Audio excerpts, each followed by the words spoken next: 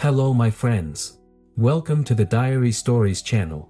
Today, I'm going to share a new exciting story with you, and as always, I'll draw my conclusions and give advice to the main character of this story. Don't forget to subscribe to the channel, hit the like button, and leave your comments. Let's get started. My wife slept with my best friend during a 9-month affair. We're reconciling, but I still think about it every day and have constant doubts about continuing. D-Day was August 1st, 2019. A little backstory first, I guess. I got out of the military about a year prior, moved to a new state for a new job. My best friend from the service, whom I knew for about 10 years at this point, was from the area I was going to and lived there now with his spouse. We'd both known her for about 8 years. Who I'd be working with at the new job. We're all early to mid-30s. Fast forward 9 months, the 4 of us and my 3 kids have been hanging out pretty much every weekend and multiple times during the week. We do dinners, game nights, hikes, days at the pool, holidays. I don't know anybody here, so they are like family.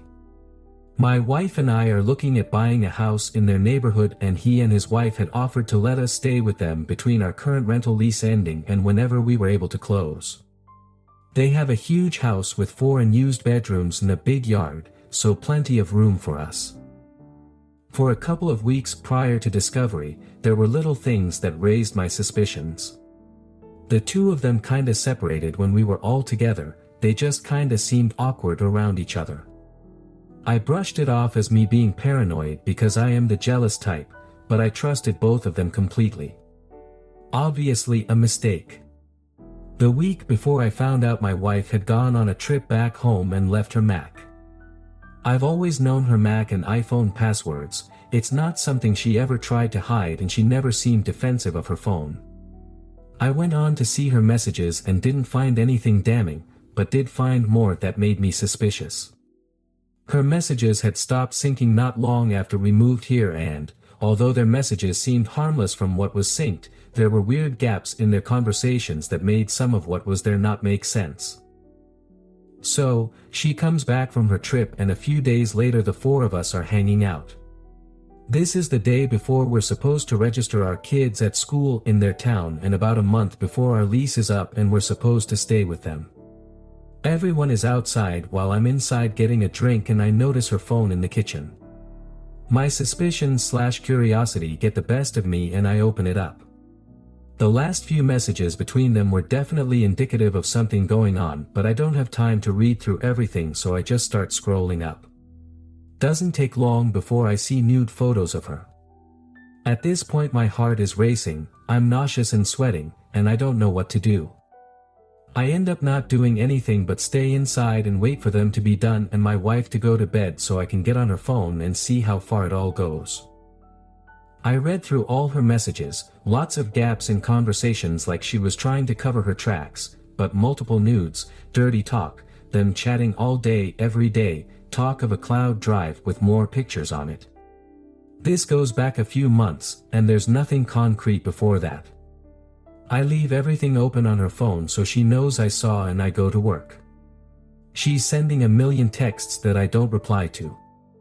I confront her that night. She's crying and super apologetic, but lying about the extent of everything. Apparently, she deleted everything with him as soon as she realized I saw it, and she didn't know how much was there or how much I knew. Eventually, she admits to a bunch of it but stops short of admitting to sex and says it started a few months ago and slowly progressed. I agree to wait things out and see what happens with us before I make any decisions. She blocks him on all messaging/social media. I renew the lease in our rental and keep the kids in their school. I ask tons of questions during this time. Some things she's open about, lots of stuff she doesn't remember. Some things she gets defensive about and expects me to get over it. We don't do therapy, which was probably a mistake.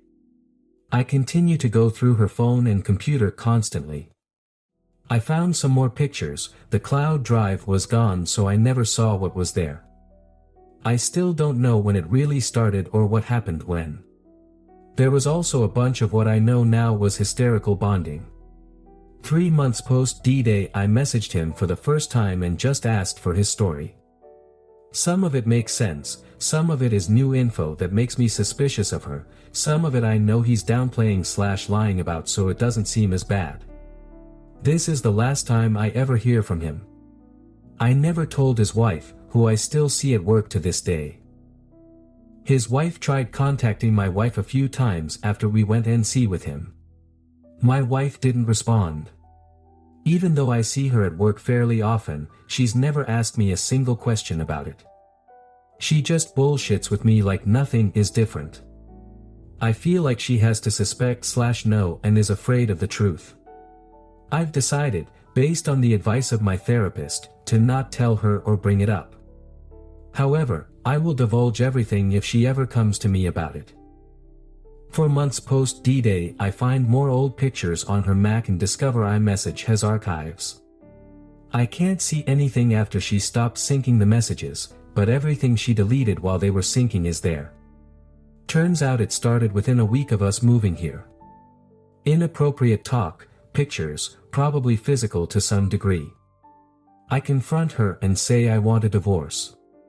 She loses her shit and goes into a downward spiral, but continues to say there's nothing else, which I can't believe. We sleep in separate rooms. Her best friend starts calling me saying she's worried about my wife. My wife does have a long, known history of anxiety, depression, and self-harm. I convinced her to see a doctor. She attempts suicide on the day of her doctor's appointment. She's now on meds, sees her doctor, a therapist, and a psychiatrist regularly. We attempt marriage counseling but I hate it. I started an IC. A few weeks after her therapy she comes clean about actually sleeping with him, and admits that she slept with him about 6 years prior when he and I were in the service together, supposedly only once. She starts reading a bunch of reconciliation books and apologizes constantly for everything, trying to be the ideal WS and mother. Now 18 months out, I still love her but feel completely indifferent about us being together. I don't trust her. After the second D-Day it took months for me to be physical with her again. I still get paranoid when I'm at work, when she goes to work, or when I see her on her phone. The triggers aren't as severe this far out. I haven't cried in a long time, but they are just as constant. I had nightmares for months. They're less frequent but I still don't sleep well. Part of me hesitates to leave because we have nothing in this state aside from each other, but I can't afford to leave this job. If we separate, she and possibly the kids go back home to couch hop and change schools. Which is not stable for the kids. If the kids stay here, they lose their mom when she goes home and I'm a full-time single dad, working full-time with no support network here. Kinda lose-lose. I offered to get her a house here with the kids and I'd rent an apartment. But again, she doesn't think she can do it on her own with no support here.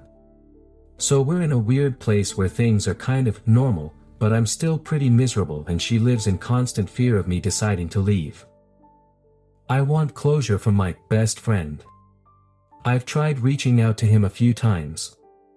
I know he saw the messages but he didn't respond. I feel like I need to hear the actual truth from him to help me recover. And if he tells me more than what my wife has said, then I know she is still keeping things from me after she was supposed to have divulged all the info. I still have a lot of questions and suspicions that my WS was either unable or unwilling to answer. My therapist says my situation is compounded by the fact that I basically suffered 2 betrayals and lost the only family I had here. I'm still lost. My conclusion to this story and advice to the author. The writer's journey is one of profound pain, betrayal, and ongoing struggles with trust and closure. Reconciliation efforts, therapy, and the wife's commitment to change are met with persistent doubts and emotional challenges. The desire for closure from the best friend adds another layer of complexity. The author faces a dilemma between the stability of their current situation and the emotional toll of staying in an uncertain relationship. My advice to the author: seek professional guidance.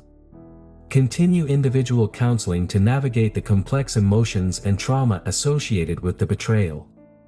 A therapist can provide valuable insights and coping strategies. Open and honest communication with your wife is crucial. Share your feelings, doubts, and fears, and encourage her to do the same. Transparency is essential for rebuilding trust. Evaluate relationship dynamics. Assess whether the relationship is contributing positively to your well-being. Consider the impact on your mental health and overall happiness, both individually and as a couple. While closure from the best friend may be desired, focus on finding closure within yourself. Work towards accepting the situation, understanding that some questions may never be fully answered, and prioritize your own healing. Self-care. Prioritize self-care and mental well-being. Take time for activities you enjoy, nurture relationships with supportive friends and family, and focus on personal growth. Consider future plans. Assess the long-term viability of the relationship.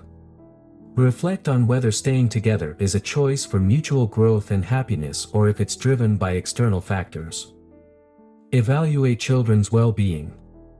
If children are involved, prioritize their well-being. Consider their stability and emotional health when making decisions about separation or reconciliation. Remember that healing is a gradual process, and it's okay to prioritize your own happiness and well-being. The path forward may involve difficult decisions, but prioritizing self-care and open communication can lead to greater clarity and resolution.